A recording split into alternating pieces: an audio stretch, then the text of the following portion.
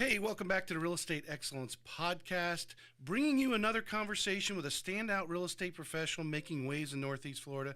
Today's guest is a dynamic, community-driven agent whose dedication to service and local market expertise sets her apart. She's constantly studying trends, touring neighborhoods, and ensuring her clients have the most up-to-date insights available, whether it's their first home or their 10th.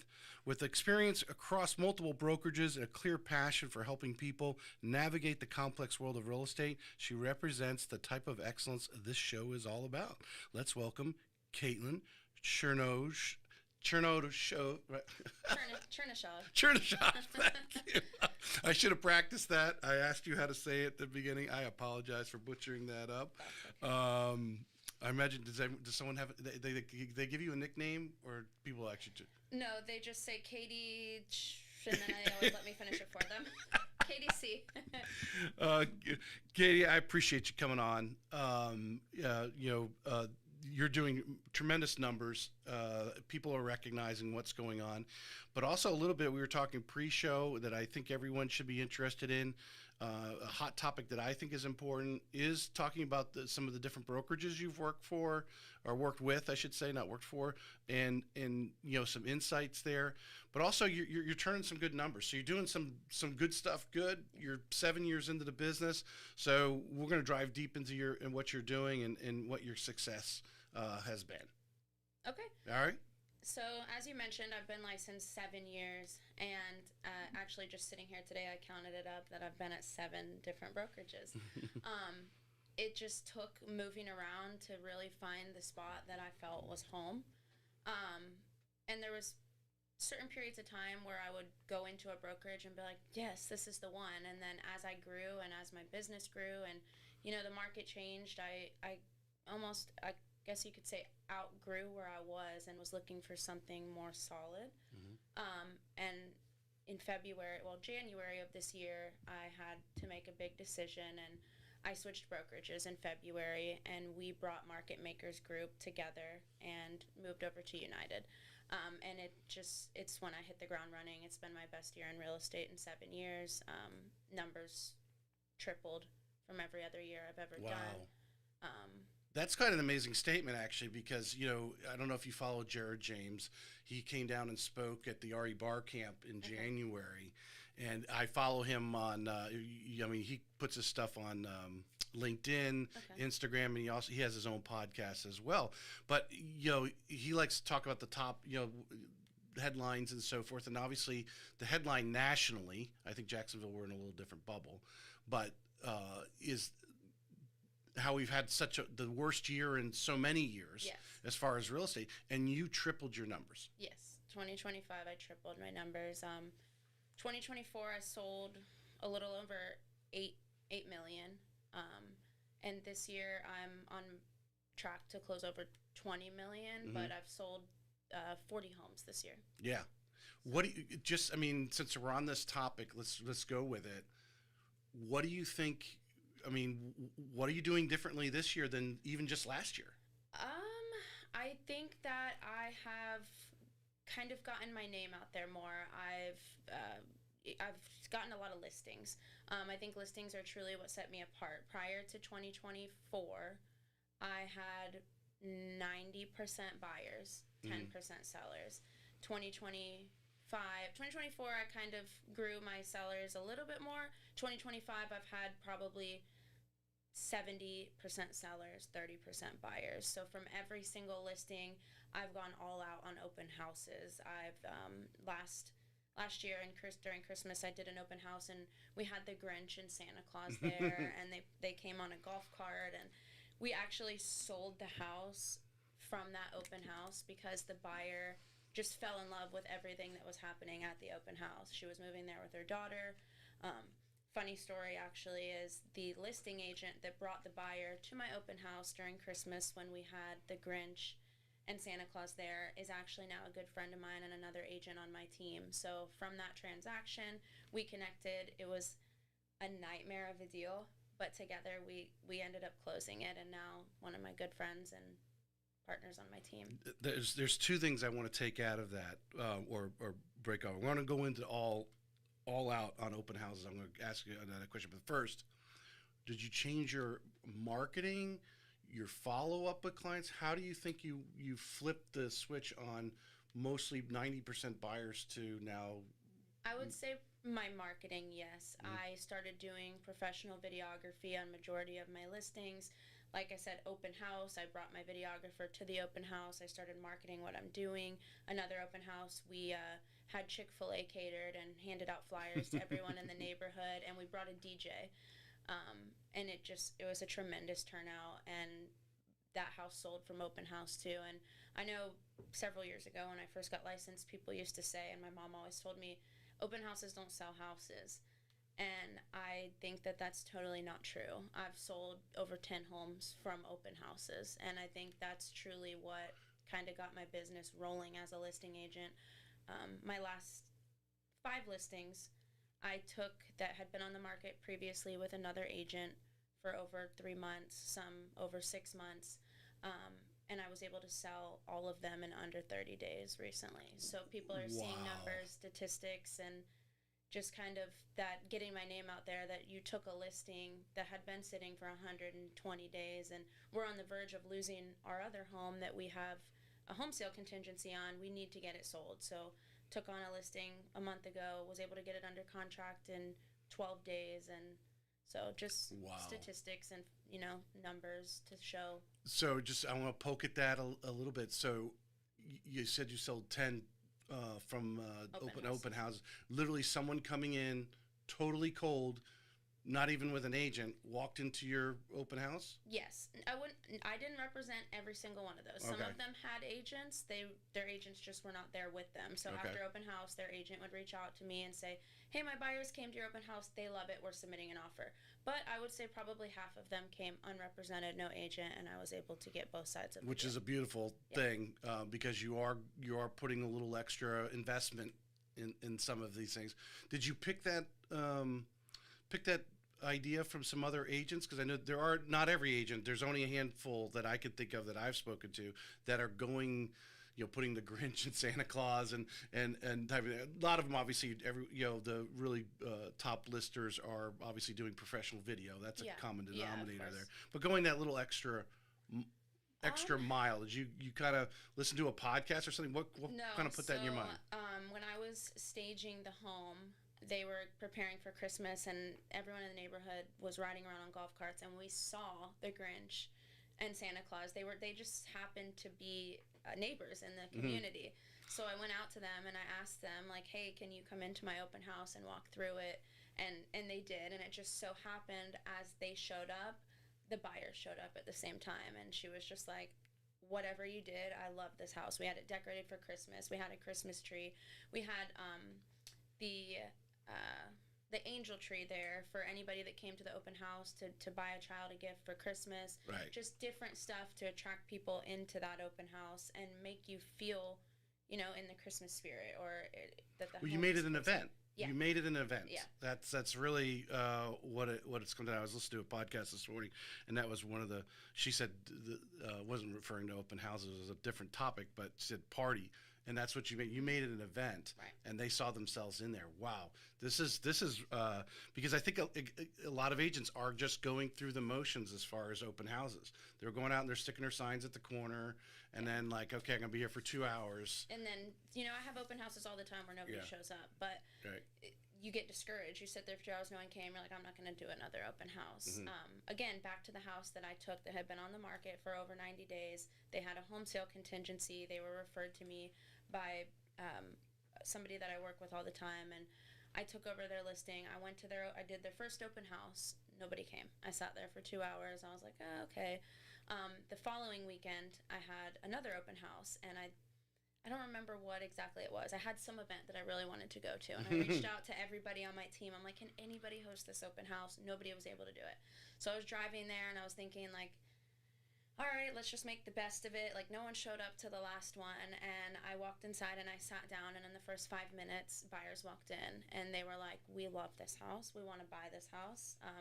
Here's a cash offer, and we actually want to sell our home. So from that open house, I sold that house, represented both sides, and now I have the buyers listing. Did that particular one you do anything special with on that?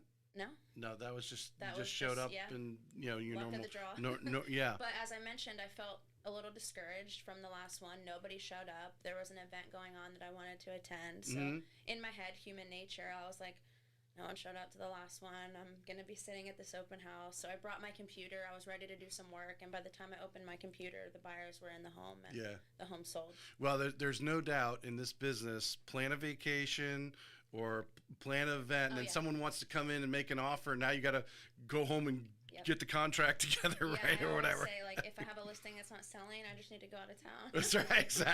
Exactly. From a marketing standpoint, though, you obviously took a standpoint to say, "Hey, I'm going to do more listings."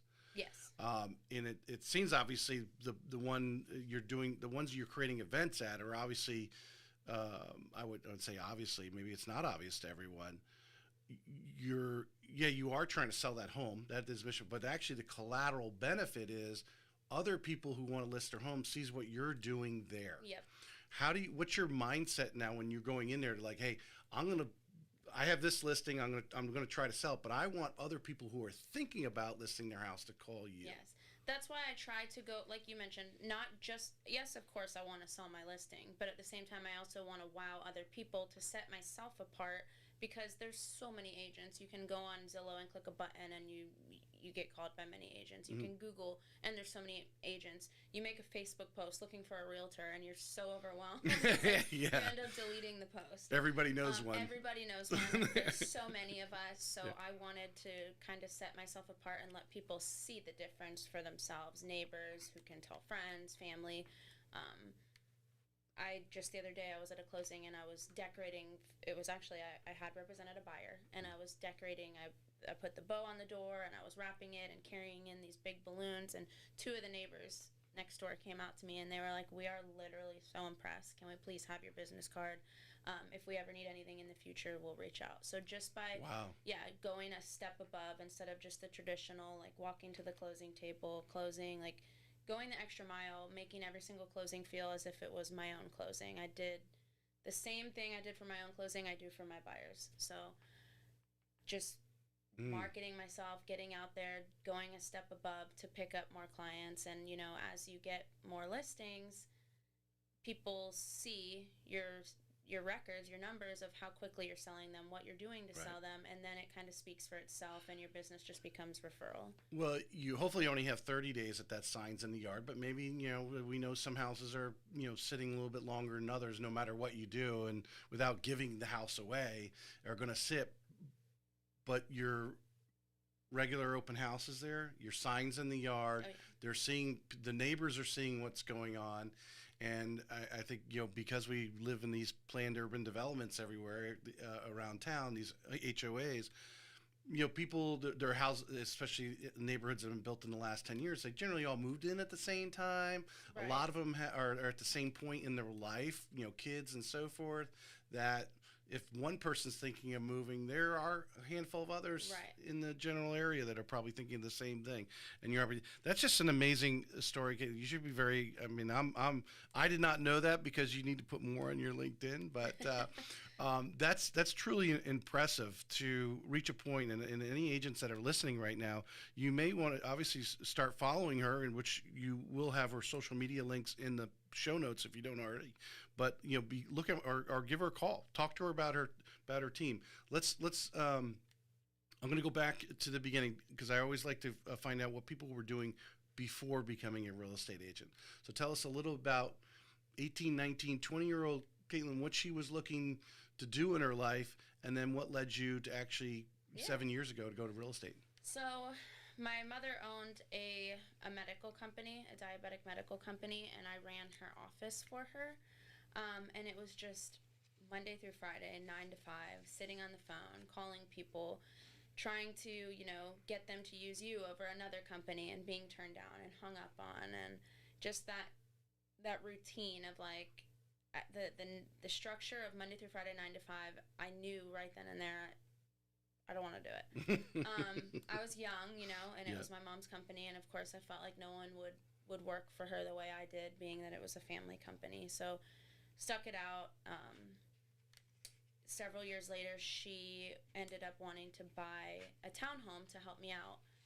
And I would rent the townhome back from her. Mm-hmm. So we started looking, and there was just nothing that really came up that her and I liked. And our realtor would send us listings, and just nothing really felt like the one. So every single night, I would lay in bed and I would scroll Zillow, and I would look up every single new listing, look up several comps around the area, what it had sold for, and I ended up finding one townhome that the agent had listed it. So when you filter it on Zillow, you can put like townhomes, condos, and it was a townhome, but it was listed as a condo. And so I sent it to my mom, and I was like, oh my gosh, check this one out. We sent it to our realtor. Our realtor was like, wow, I never even saw this one, and it checked every single box that we wanted. So we went and saw it that day. We made an offer, and we ended up buying it. And then like my wheels started turning, and I was like, this is really cool. And then our realtor brought us like a closing gift, and I was like, how fun. Like, you get to be a part of such an exciting journey. You get to go shopping for gifts for your clients, and you get paid at the same time.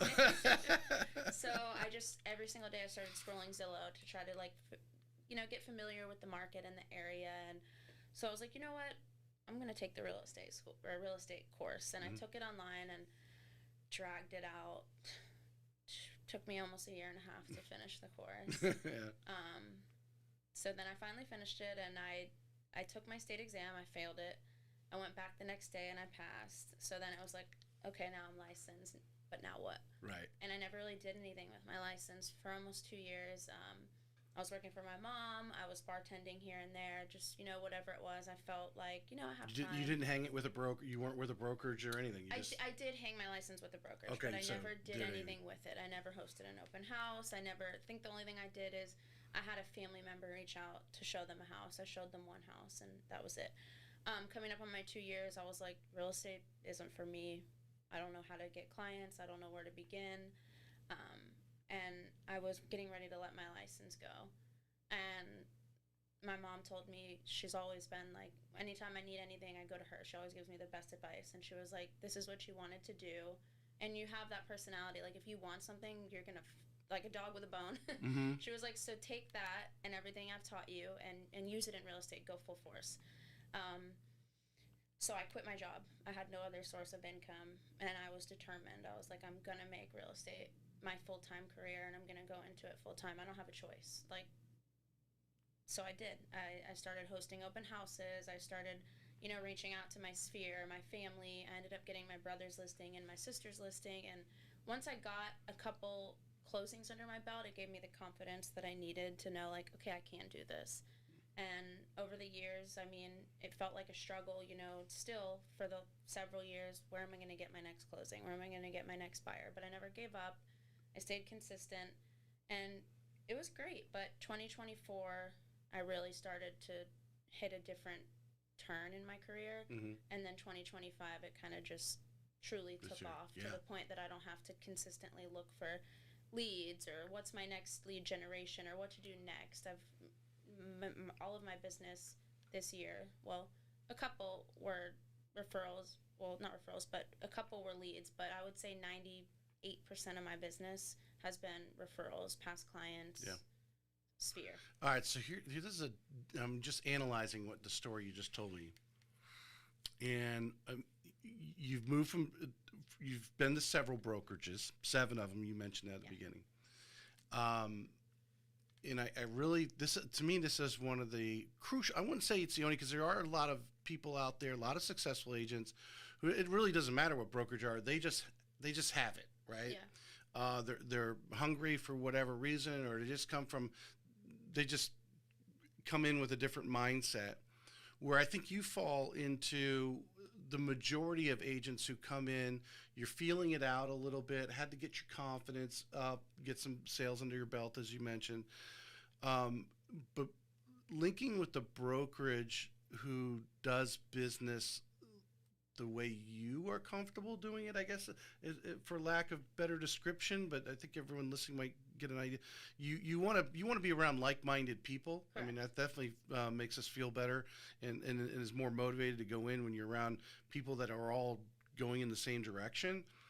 So the movement from the brokerages, was that part some of it them, but some of it also you as you were trying to find yourself as a real estate agent. Yeah, and I mean, you can be successful at any brokerage because it's what you put into it, but anything that brokerage has to offer you, and like you said, like-minded people, good support, good, good marketing, a good name behind your brokerage, all of that helps.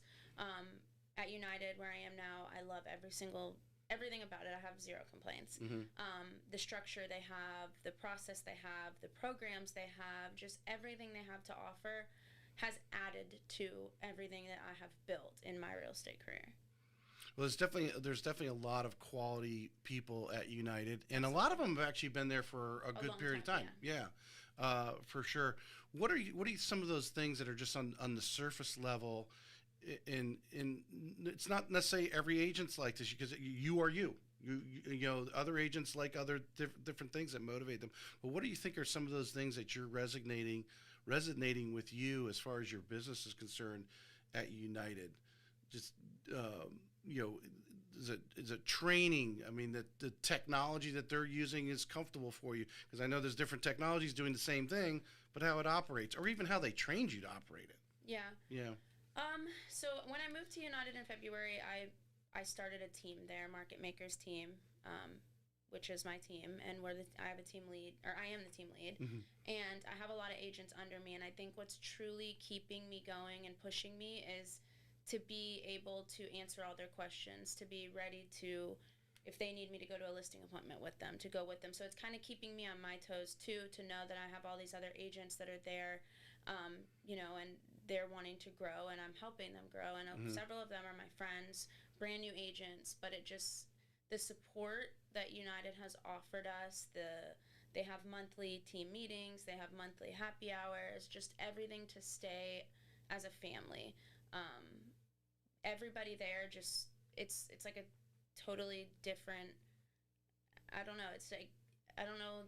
Well, you found it, and it sounds like you've been searching for it. And everybody helps everybody. Yeah. You can post on the page like, hey, I'm out of town, I need someone to go open a door, and you'll have 10 agents that'll reach out to you. Right. You can post that you need an open house, and someone's happy to pick it up. Everybody works together, and that's something there that I really love. You have so much support.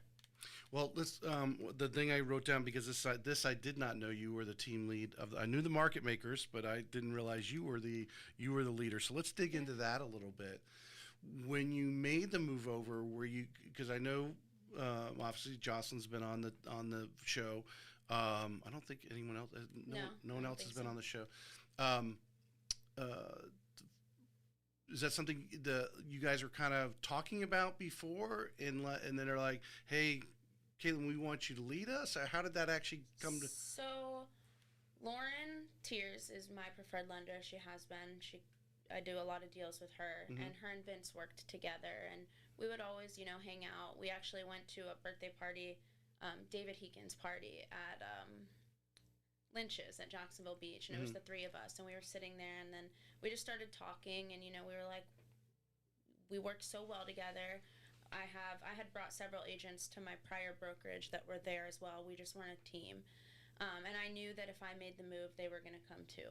So it kind of just made sense to create a team thing. That way we can do like team events, team happy hours. It's more support. It just worked. Instead of going as a single agent, it worked out best for everybody to create a team. So we decided that day to create a team, and Lauren, Vince, and I interviewed a couple brokerages, and we ended up, just as soon as we met with Ray and Sunny, we knew that United was where we wanted to be. So February, we pulled the trigger, and we created Market Makers, and every single month we're growing. Yeah.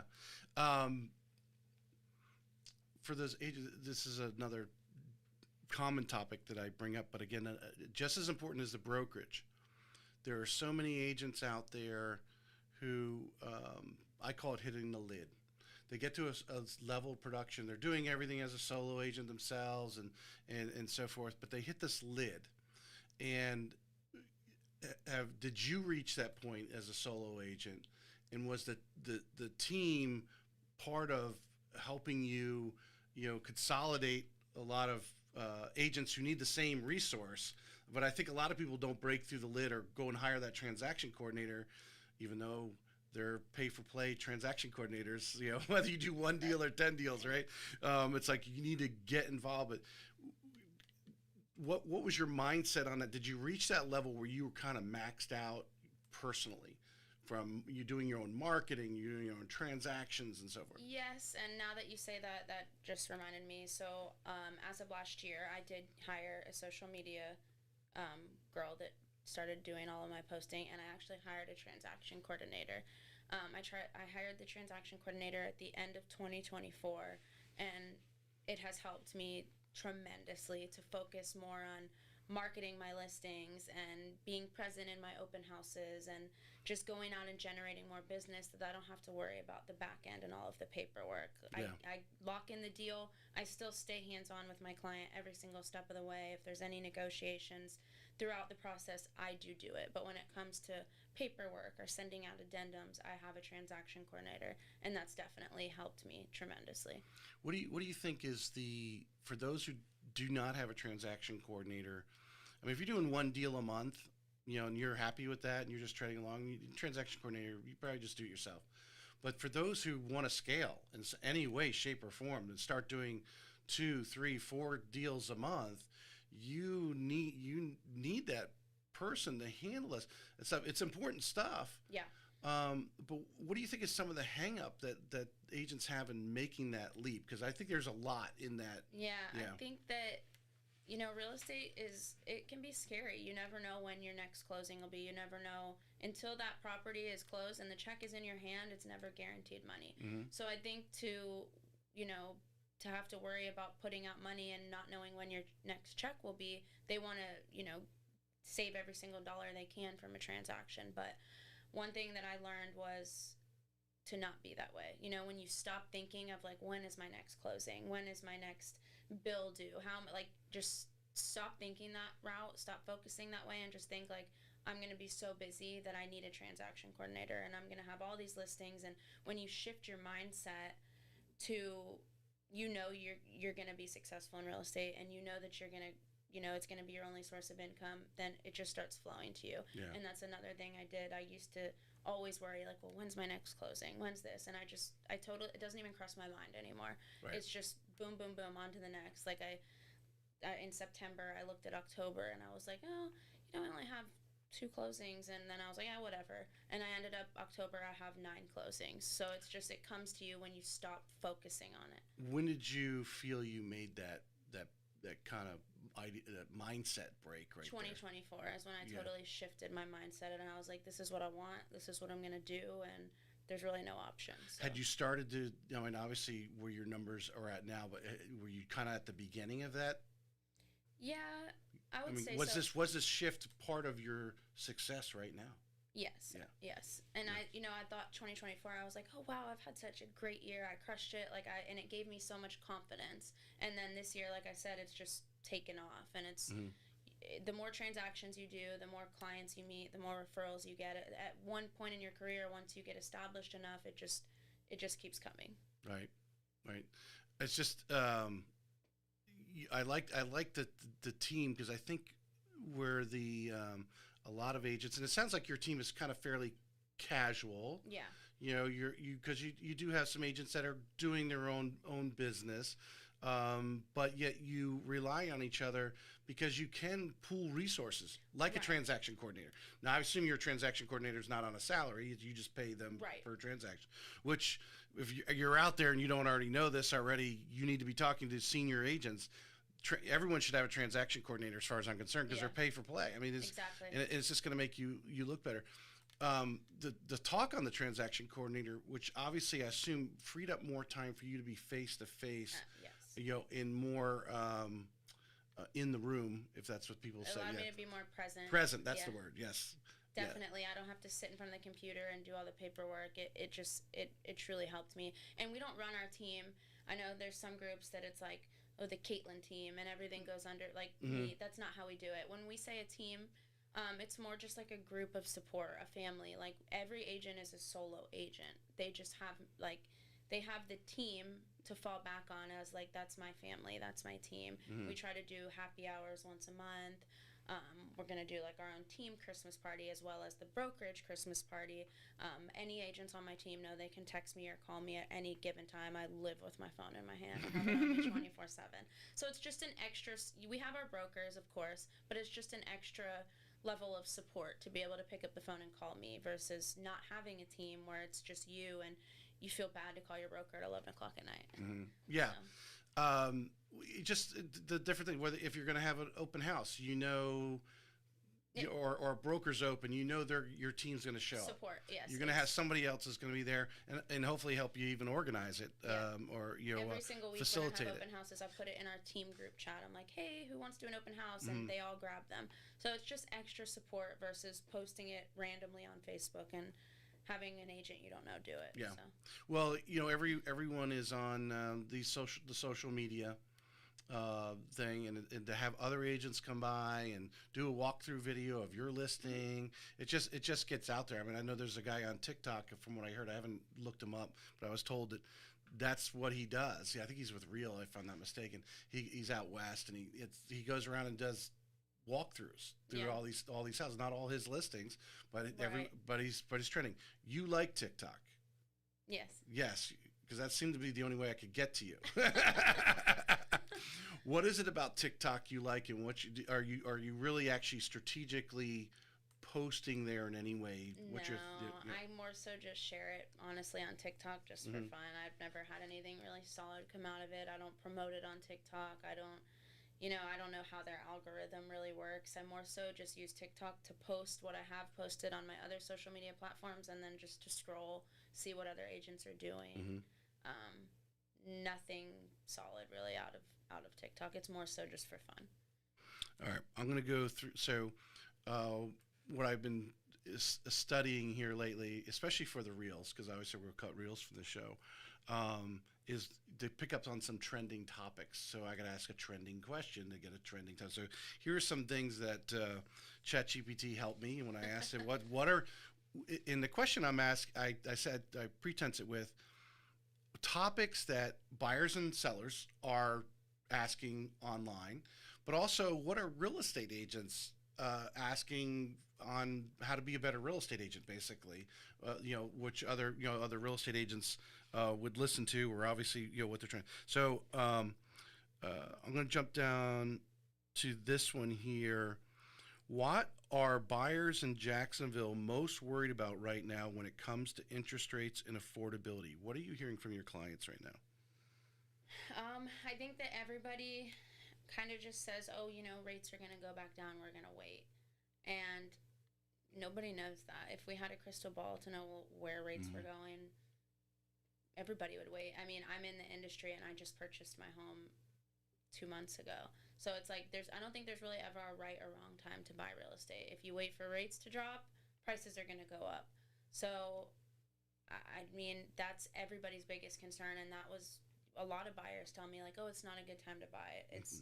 Rates are way too high. But rates are high, I would say, because people are comparing it to what they were during COVID. Right.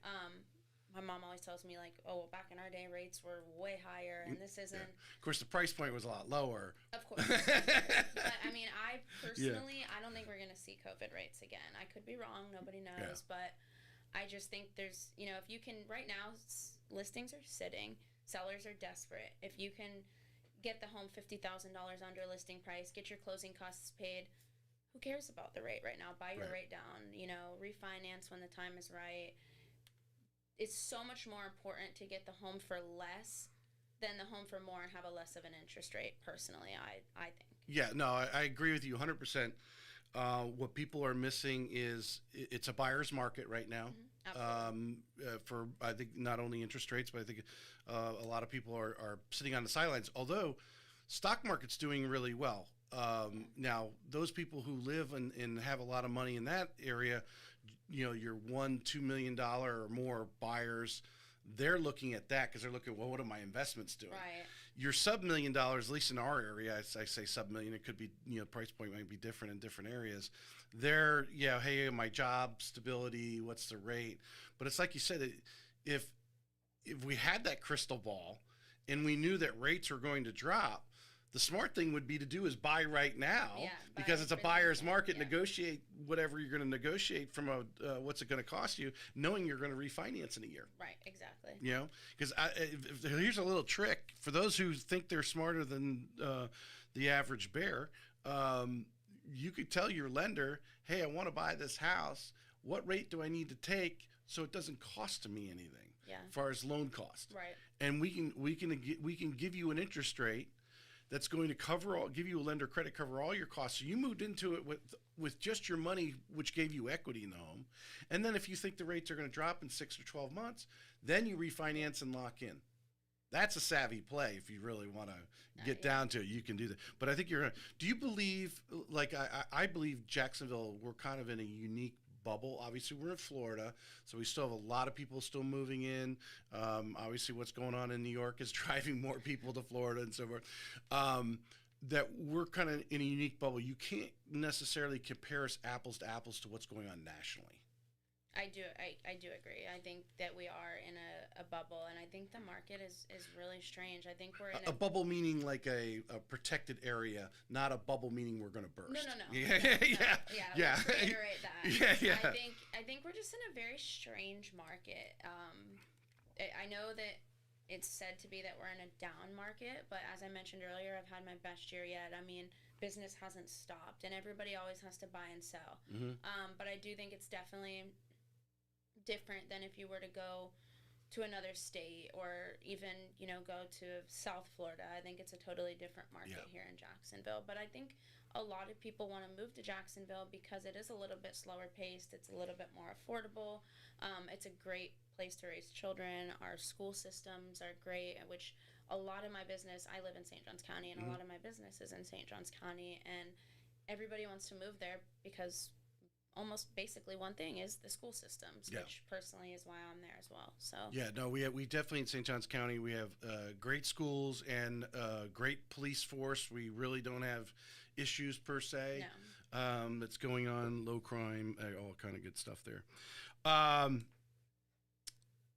here's an interesting question. I haven't asked this one here. Are you noticing any clients looking for energy efficient or green home features? No, I don't either. And I one of my neighbors that a few doors down, they put panels on their, and you really got to think of that long term. I am not a fan. Yeah. One, I don't think it's affordable, even no matter what incentives they're giving you, but you're putting this thing on your roof, and unfortunately, which leads us into the insurance subject, right? Yeah. We know here, when you cross over 10 years in the age of a roof, the insurance companies narrow down quickly, and you're going to put solar panels on there, supposedly 20, 25-year solar panels, and now you got to replace your roof, during that time? Personally, I would never do them, and actually, I've never sold a home that had them, so I've never had to deal with them, luckily.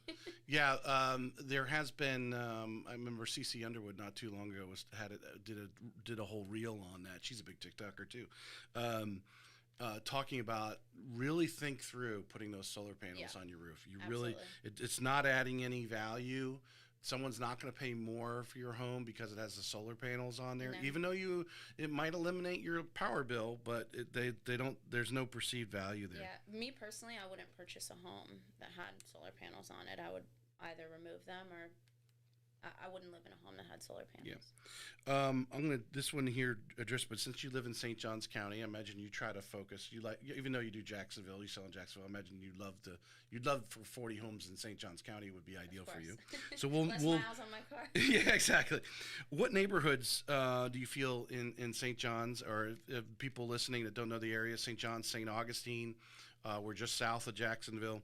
What neighborhoods right now do you feel are maybe your favorite to sell, but some of the hottest and ones that you often present to some of your sellers right now to say this is a really either up and coming or this is a older neighborhood, but because it's older, you don't have all this building going on. So it kind of depends on what someone's looking for. If they want a neighborhood like full of amenities and events for their kids and all of that, I would say probably Silverleaf or Beacon Lake or even Shearwater. They have all the bells and whistles and events and everything you can possibly imagine for a family.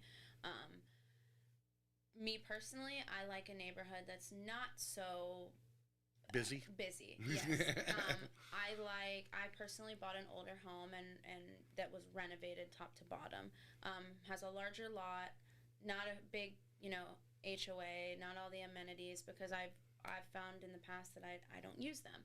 But then there's people that truly do. Yeah. So I would say communities in St. Johns County that a lot of families are moving to. One is Beacon Lake. You have the school in the neighborhood. You're not close to 95. Really nice community. You have a lot of the same features as Beach Walk, which is across the street, but a lot less fees. The only thing you don't have is the lagoon. Another one is Silverleaf. It's growing tremendously. That's been a slow mover, though. Silverleaf. Yeah, It's been around for a while. I think it's I think it's so large. It's like so yeah, we didn't spread realize out. how far it went back, Right. going all the way back down Yeah. to Route 16 from 210 to, Yeah. 210 down to 16. And then you have people. I feel like everybody that moves in Shearwater never moves out.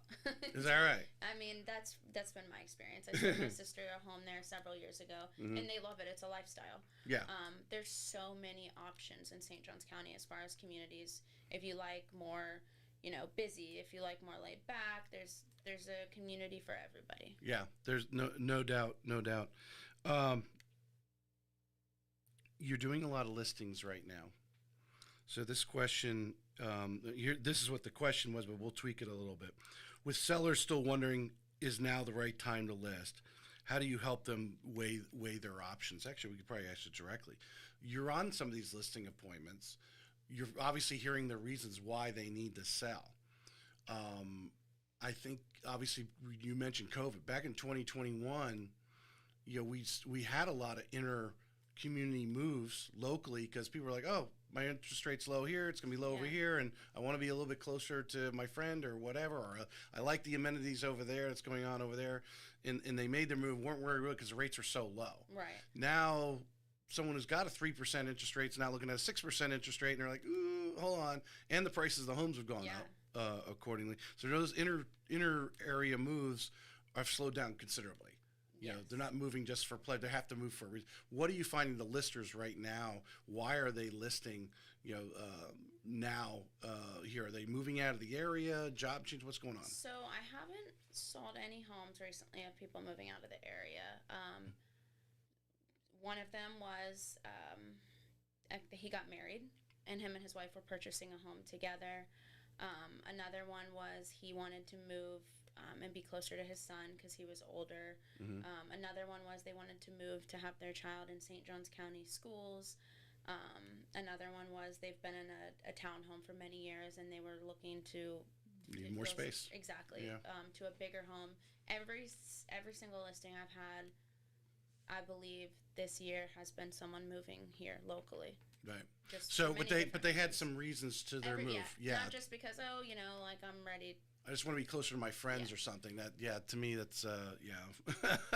I'm like, I love my friends, but I also like my money in my pocket Right. too. And when I go into a listing appointment and they say like, is it a time to sell? What I do is I pull out statistics. I show them what I've sold in the last 60 days, what it sold for, how many days it had been on the market, and I show them my volume, so they can see numbers don't lie. Mm-hmm. There's proven statistics in the marketing and in the strategies that I use, and it's not just to take your listing, throw it on the market, and let it sit. I like this question here. I think this is I could see this being a hot topic and trending topic too. And now that you're taking on more listings, not every house is perfect. Not every house is ready to actually sell. Yeah.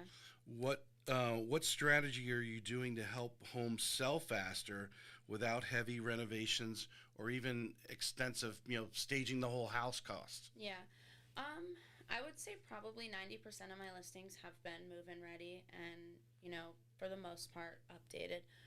There was one that, they tell you, like, declutter your home, and there was a kitchen that had absolutely nothing in it. So I went shopping, and I just threw, like, some plants and, a bottle of wine and a little lamp and some soap and some flowers and decorated the kitchen because that's one of the main things people go to and look at. Right. And it made such a difference. You're selling, even for the photos. I mean, exactly. Even just for the photo staging. Yeah. And I truly felt that it made a difference. I'll always try to. I have another one. It's a condo. It's empty, but I went and put like some pumpkins in there and stuff in the kitchen just to give you a little bit of a feel. But for the most part, a lot of my listings have already been renovated or were newer. Ones that were older. I just sold one at Jacksonville Beach. The guy had lived there for over 65 years. So we listed it as an investment property, sold it in 3 days, multiple offers. So it's just a matter of, if you're selling a home that's going to be purchased and renovated, there's really no need to market it for that. But Right. if it's something that's going to be sold for somebody else to move into, just try to give it as much, have it smell good, have a couple little things in the kitchen, or just a couple, or as bright as possible, just little things to make the listing look the best that it possibly can. Well, in your career, have you had that kind of hard talk with the seller? Have you had a listing anytime in your career where you had to go in and like say, hey,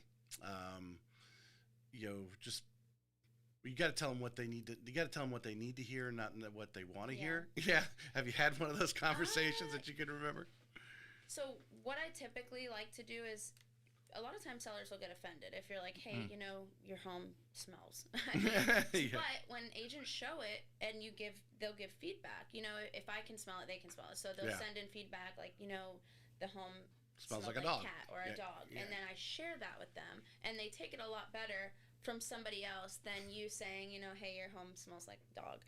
And I've had that before. And then my seller was receptive. They went, they threw away the rugs, the dog beds, they got the floors cleaned, and we were able to sell the home after they fixed what was wrong with it. Right. And I tell all of my sellers, no matter what kind of market we're in, if a home is priced accurately, marketed correctly, it's selling.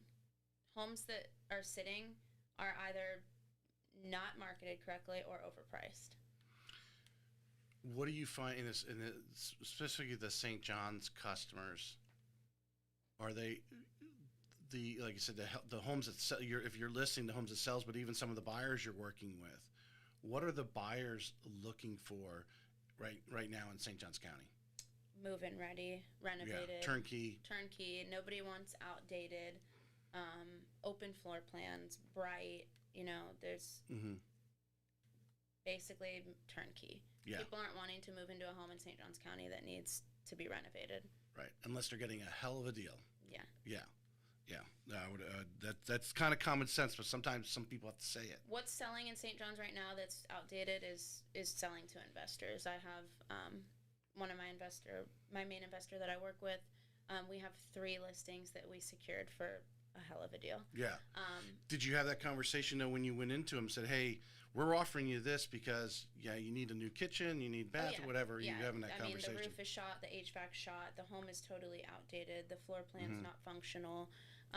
And a lot of these homes have been sitting for a long time because nobody that's going to move in there wants to deal with that. So being an investor with a cash offer and a quick close, it's appealing to them. Hey, my home's been sitting for 120 days. We're going through a divorce, and we really just want to go our separate ways. Yep. And they take it. So, yeah. Here's an interesting question, and I don't know if you would have an answer for it, but maybe you do.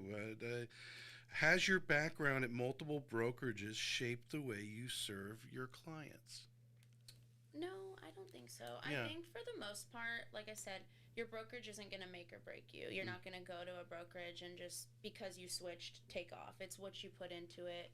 It's your mindset. It's, it's you. Your business depends on you. Your brokerage can add to you, but no, I wouldn't say it shaped me. I mean, they're all very similar. Some have more positives than others, but for the most part, very similar aspects. You say very similar, but there has to be some differences. What would you think, and you don't have to mention the brokerages. Yeah. But, because I do make an emphasis to choose the right brokerage. It's very important, a cornerstone to your business. What do you think are a couple important things that a brokerage should be offering? If you're going out there and interviewing, what are some things, because you should be interviewing them. Yes. That everyone not a lot of new people don't understand that. what are you think are like two very important things, at least to you in your business, that if you were out shopping for a brokerage right now, United decided to close doors and you had to find a new brokerage, what are one or two things that you are looking for you? Structure. I would say that they have, their platforms and everything down to a science, that when you submit a contract, they have a team behind, a compliance team that's going to review that, because everybody makes mistakes, and to have another set of eyes on it to say, hey, you didn't check this correctly, you didn't do this correctly, to have that behind you, to know that they have your back and you're not going to be sued, and that you have the support of just another set of eyes on your contracts. I think that's... Do you have to send all your contracts through them, or just the ones you feel, every single contract every goes single through compliance, and they review everything, and if you're missing an addendum, a document, they make sure you have everything so that you don't end up in trouble. Yeah. They have support consistently. They have once a month we have team meetings, they have team happy hours, they have all kinds of events that you can attend, and it's just to have that. I think the biggest disadvantage to me from a brokerage is not having support, where they just hang your license and call it a day. If you want to come in. If you don't, you don't. Here at United, you have as much support as you need, or as little as you need. It depends on you. If you look at their calendar of what they host each month, it's overwhelming. So you can attend everything, or you can attend nothing. But at the end of the day, they offer it, and that depends on you. So I would want a brokerage that offers. You've put together a team, but a lot of these ladies you met or recruited, you said a few of them came from the previous brokerage that you had recruited in, which I imagine you had some sort of relationship with them in one way, shape, or form, and they got in the business.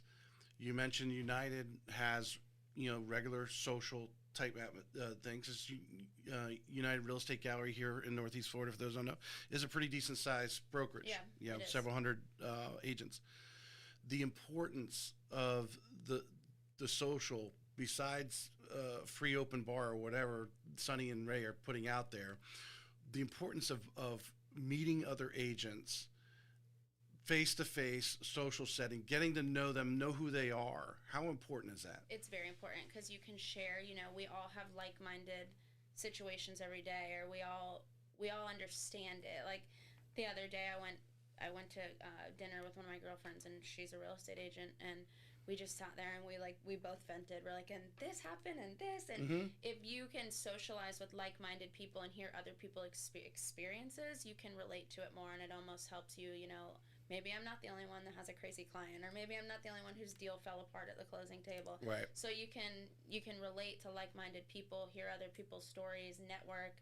Every single person that you meet can benefit you in some way, whether it's a friendship, a phone call, support. Everybody you meet is for a reason, and I think that the events they put together and the way that everybody knows each other at United is super important. Well, you need to have a little fun too, Of course. And like you said, but I think that it is priceless. Having grown up in a call center, I've been in mortgages 20 years, being in a call center, and I remember going when I went in to interview because I started at Quicken Loans back in 2005. I'll go in the lobby, and they had a Starbucks actually machine in the lobby. And but one of the famous things about Quicken was they had icy machines in their break rooms. Popcorn was always popping, icy machines, and snacks and all that other stuff, because you're in a call center. Now eventually that burns out. Eventually that doesn't work anymore. But when you're young, most of the people were much younger than me, but that's exciting thing. But the socialization part, they put a lot of energy into their parties, which Ray and Sonny, but they obviously see that as an investment to bring you guys in and talk shop a little bit. What are my pains? I think everybody likes to vent sometimes. Absolutely. And if someone understands what you're going through, because they are, versus talking to maybe your spouse who's like totally like, what are you talking about? Exactly. Or like you can vent for 10 minutes and they're like, okay, are you done? Versus like somebody that's in the industry and understands it. Right. They just do things different. Like we had our annual awards party right when I started, and they did it. It was so cool. It was like you were in Vegas themed. They had gambling tables. It was just they go a step above to really show that they truly love their agents and their business. Yeah, you do. Many people, the recognition is big to a lot. You know, some people don't. Hey, that's not a big deal. Then that's fine too. I think recognition is super important because it gives you the confidence and it makes you feel like powered up to keep going. And I did this next year. Let me do this. And when we started Market Makers, I was speaking with Lauren and Vince, and I was like, our goal for our team in the next, because we started in February, I was like, the next 10 months is, as a team, let's close 20 million. I think we can do it. And alone by the end of the year, I will have done that. So we just totally exceeded our goals, and I think that's super important, to have the support and the recognition to say, like, this was your goal in February, this is where you are in January of the following year. So it gives people encouragement to do better and try harder and keep going. I imagine you've been asked 1,000 times with your success this year, when you go to these socials, what are you doing? Right? Are a lot of agents coming to you and say, what do you, Yeah, definitely. Yeah. And as I mentioned, I mean, I really haven't done anything tremendously different other than I do a lot of open houses. I market them a lot. I post a lot on Instagram. I don't cut corners with anything that I do in real estate. Whether it's a listing, I will not put it active on the market unless I have every single document. I have everything squared away to a T. I've met a lot of people, connected with a lot of people, and just, fully focused. And other than, like I said before, my mindset is something huge that I transitioned at the same time that my business kind of took a turn. Right. This is an interesting topic here that it brings. What's one thing every buyer and seller, we'll just say it says Jack, but Northeast Florida, whatever buyer and seller in Northeast Florida, because I do go back, we sell lifestyle here, I think. Yeah. In Florida, people are coming to Florida for a lifestyle change. Or what they perceive to be a lifestyle change. But what is one thing every buyer or seller in Northeast Florida should be paying attention to in the next 6 to 12 months? What are you seeing out there? What do you think is going to happen as far as the market? Like I said, stats out there say we were coming through one of the worst real estate markets as far as home sales nationally, and so forth. And we do know our inventory compared to, say, 24 months ago is easy double, right? Yes. Yeah. You said to look out for? What are they? How they should be paying attention to in the next 6 to 12 months. If someone's looking to buy or sell, I guess is really where they're at. I think just, watch the market, watch rates, see what I think that the market is going to continue to pick up. I don't see it declining. I think that rates are going to stable out a bit more. And I think that prices are not going to go down.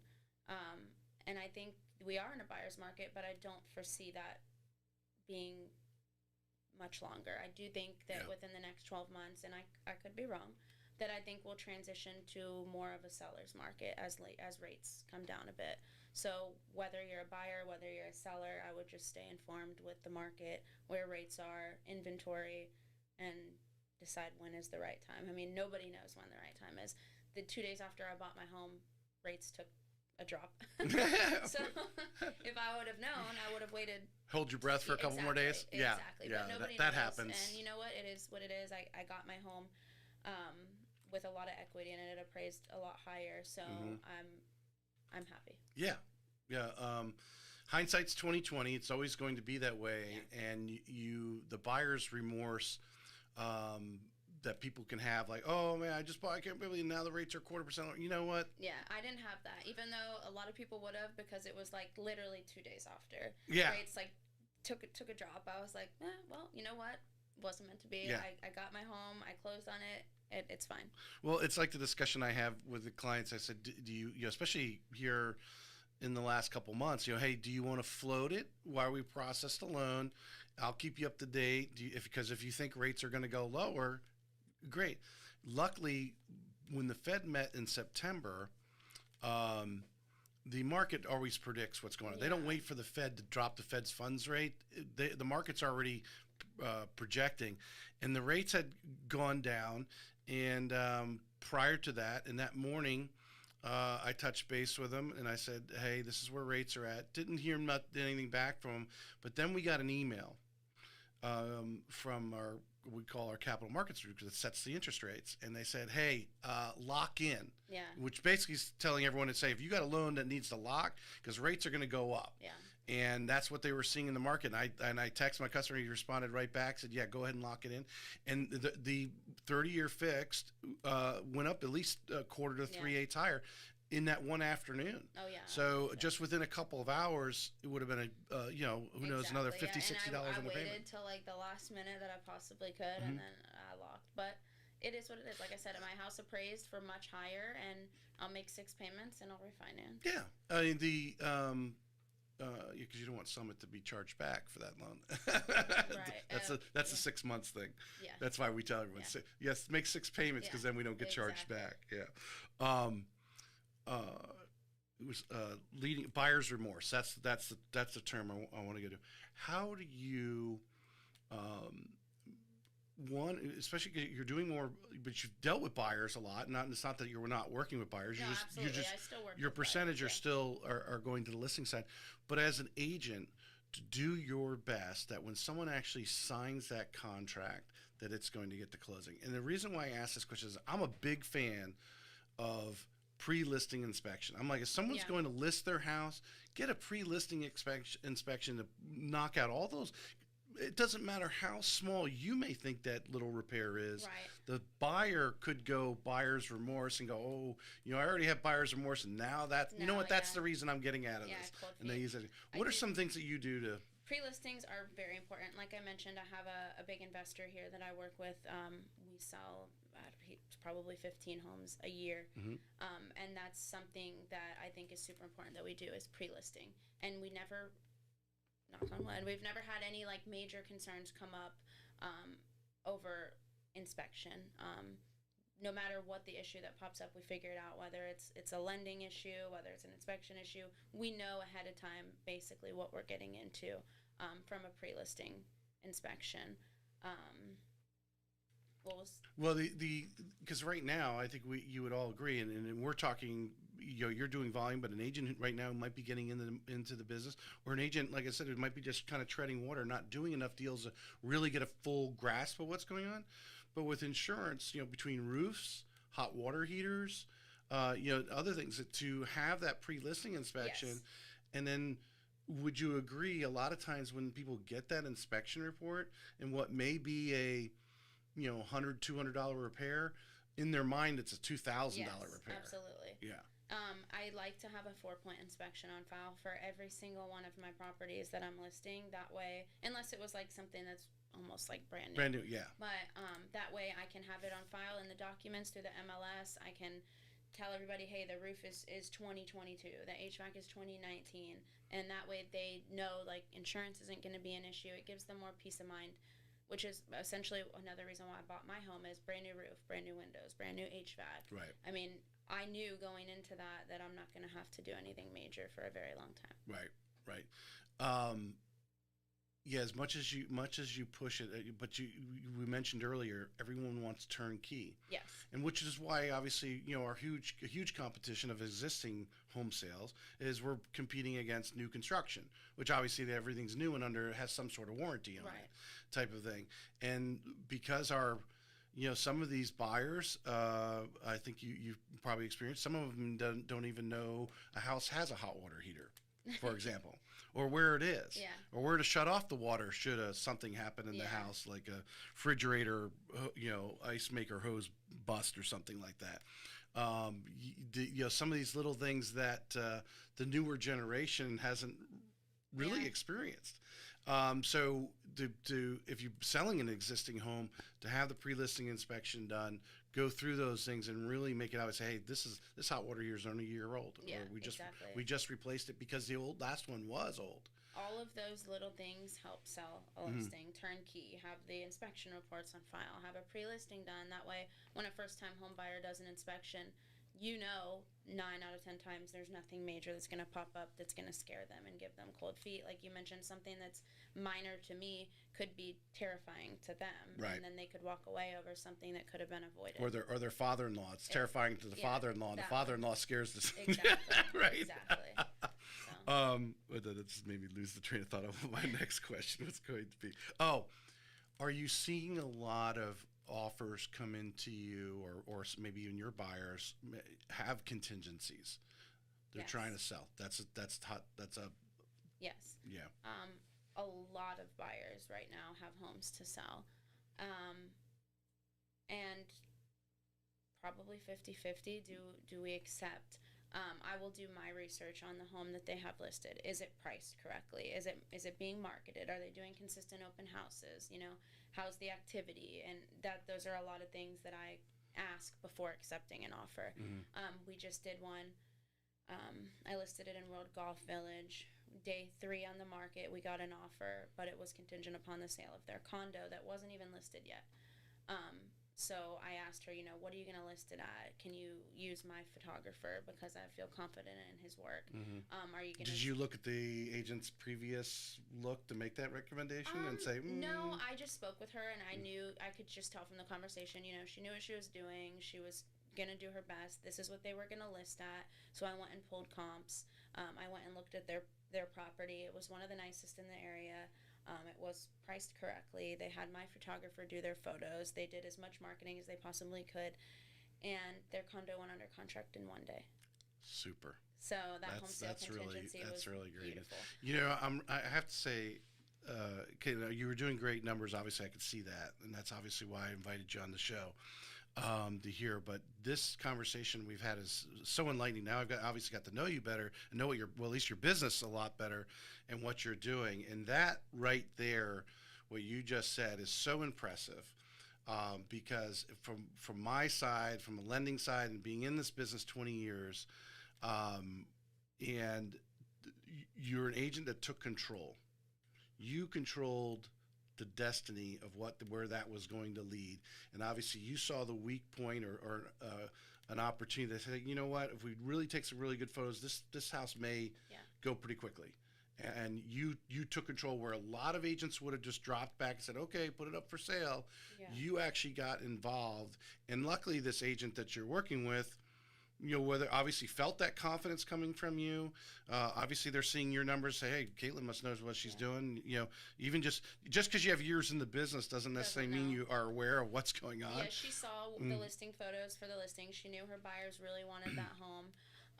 And I don't love home sale contingencies, but like I said, I do my due diligence prior to accepting. We did a kick-out clause, and we close tomorrow, actually. So, super. Yeah. That's an amazing story. I'm going to throw something at you that I don't know. I assume Summit doesn't offer, because the reason why I asked that question was to lead into what I'm going to tell you. It's not Summit. No, they were with Supreme. And now it's Fairway. Fairway. Okay. Fairway. Well, we should have talked to Vince before that. All right. Here at Planet, and now there are other lenders have this product, but the problem is with them is they offer it's a third party that's operating this. So when you have that contingency, because Planet Home Lending is a large servicer, as you mentioned, your loan is serviced by Planet. Yeah. And obviously we have our loan origination, but we are controlled by a mothership that has a lot of money. I forget. I'm probably get scolded for not knowing the name of it, but anyway, the bottom line is this: what happens for you? We have what we call a purchase edge. So someone comes in and they say, "Hey, yeah, I got a contingency. Okay, I can't get approved to buy this one because I got to sell that one because of the debt ratio." We will make an offer on their home. If we're doing the loan, we'll make an offer on their home. Now it's not going to be what they want. It's going to be 75 cents on the dollar. I mean, it's not. Yeah. But we're going to give them 120 more days, even after they buy the home. Is that different than like a bridge loan? No, we're actually making an offer so that there's an offer on the home. I got you. So we take it out of the debt ratio. Okay. Now they can buy the new home, but now their agent still has 120 days beyond that to sell that home. Okay. So you have another 4 months. So in this case, for example, they said you went to the agent and said, hey, here's the situation. They need to close in 30 days. Your seller, they need to get out. Great, we'll accept your offer, but you got. Do you think you can sell that home in the next 4 months? Right. Even if they need to drop it 10, 20,000, it's still better than the 75 cents on the dollar. That's what it created. What it created here recently, I just did a deal with Wendy Griffiths. Who's very popular in town with Better Homes and Garden. She had someone moving up from the south. But what happened was she was able to get that loan in process. They're going to buy the home here. By the time before they got to the closing of the home here, they ended up getting a cash offer. Yeah. But they were able to get the loan in process because they were just going to say, you know what, we're just going to go rent. And then they would have been renting for the next year, and they never would have got the sale. So it was a bonus for her. No impact on the interest rate of the home they're buying that we're in the loan that we're actually doing. Right. We're doing it as a service, but it gives you 4 months to sell that home. That's great. And so if you run in that situation where you got someone, if they, you talked it out of their agent, it's like, yeah, we think we could definitely sell this in the next, period of time at a reason, whatever it takes to sell it in 120 days. And we're kind of flexible. 120 days is not a drop dead. It's, if they're under contract, because we don't want the home. We really don't want the home. Because we're going to turn around and tell the agent to keep listing it and sell it. So those are some situations there. And obviously we do bridge loans as well. That's cool. But even if they needed a bridge loan on the home that they're selling to put a down payment on this one, we would do that and not count that towards their debt ratio. So you get the that's cool. Something that Fairway may not offer that you'll put in your Rolodex there for those situations to get you out of there. Anything you like to add? I don't think so. Yeah, I think it was a great conversation. I am enlightened by you, and I want you to tell. I know Vince grabbed me at the end of RE Bar Camp and said let's get together. So when you go back and see him, tell him to give me a call. From there, I'd love to come by and see his little studio that you guys got set up there as well. We're actually going to be doing a panel, I believe in November, and we're going to bring a couple people in on how they've grown their business tremendously in a down market. So I'll keep you posted. Well, I think a panel, I've got a couple people. I got someone directly in mind right now. You and Michelle Tremblay on making the open house an event. Making an event and what it's done for you guys in the sense of getting more business, because obviously professional photographer is one thing. You always got to have that to showcase your listings. But when you start having events and the other people in the neighborhood are like, whoa, hold on a second, I want to be part of that too. That's how you're doing it. Yeah, you're making a difference. Final question. Here's the real tough one. This is the truth. For anyone listening, and this might be a good reel if we cut it out correctly, why should a buyer or seller call Kaitlin to either help them buy a home or list a home? I would say because I treat every single client the same, whether it's a $100,000 home, whether it's a $2 million home. I treat every single client as if they were my family member or if it was my own home, and I always go the extra mile because I think that little things matter the most, and I will fight for my client till the end. Excellent. Kaitlin, really appreciate you coming on. It was a really great conversation, really great show, and a lot of great information for both buyers, sellers, as well as real estate agents. Kaitlin's information's in the show notes. Obviously, if you're picking this up on social media, it's always going to be in there, and we'll cut some great, not only reels, but I don't know if you've been noticing lately, been cutting some good blogs on what you're doing here, and obviously promoting Kaitlin as a top real estate agent in Jacksonville and St. Johns County is where she'd like to do in her backyard. But if you got any questions on that, give Kaitlin a call, contact her. She does respond to TikTok.